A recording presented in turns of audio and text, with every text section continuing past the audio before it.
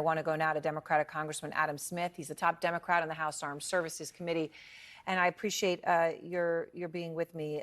So you were just briefed about a recent leak of classified documents, some of which had to do with Ukraine. The leak suspect, we understand, of course, is that 21-year-old Air Force reservist. Did you get your questions answered today?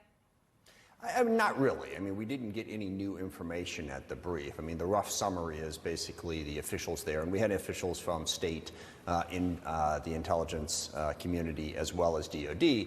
They just said, look, we have procedures. Obviously, those procedures failed. We are investigating why and trying to figure out if we need new procedures. They didn't really give us a lot more information than that, and that's what we members of Congress are really interested in finding out. What happened here? Is there something we need to do differently? And how did it come to pass that this sensitive information was so easily spread so widely? So no, we didn't get answers to our questions just yet. And so as far as we know right now, from what we do know, some of the leaked documents included intelligence, obviously, on the war in Ukraine. There were other topics as well. But National Security Council spokesman John Kirby told CNN, quote, "We still don't know the full scope of what's out there from the leak." So I understand they're not telling you, but, I mean, do they even know? I mean, are you worried about what we don't yet know, or the fact that they don't yet seem to know the scale and scope in full?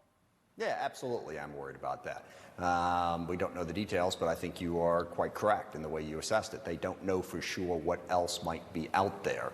And those are the questions that we want answered. You know, what is the range of the documents that were sent out there? And then get back to, you know, how was it so easy for a 21-year-old IT operator to get access to this information and spread it?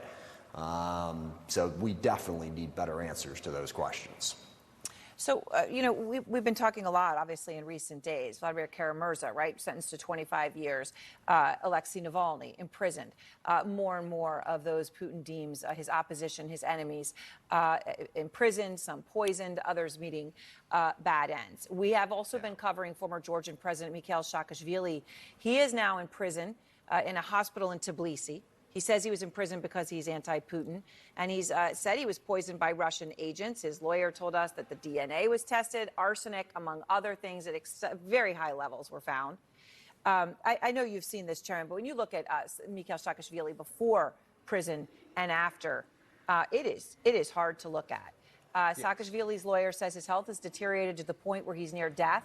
They filed an urgent appeal to the European Court on Human Rights to get proper medical care, and President Zelensky of Ukraine says this is now the only way to save Saakashvili's life. Do you think more needs to be done by the United States to help Saakashvili? I don't know what the options would be, but certainly the central problem here is the rogue state that is Russia and the way Putin is leading it, and you know, the devastation that he's foisted upon Ukraine, but also all of the people who disagree with him who are dying mysteriously, as you said, being poisoned, falling out of buildings. I mean, look, the entire international community ought to unite against this and condemn Russia and condemn Putin for the way they are acting on the international stage. Certainly the U.S., we have 54 countries in our coalition helping in Ukraine, but there are a lot of other countries in the world that are sitting on the sidelines on this and empowering Putin to get away with this. We need to shine a bright light on these atrocities and try to get the world community to unite against that, and frankly, get China to do less cozying up to Russia and be aware of what Russia is doing. So yes, I think there is much more that a lot of nations can do. Congressman, thank you very much. I appreciate your time tonight. Thanks, Eric.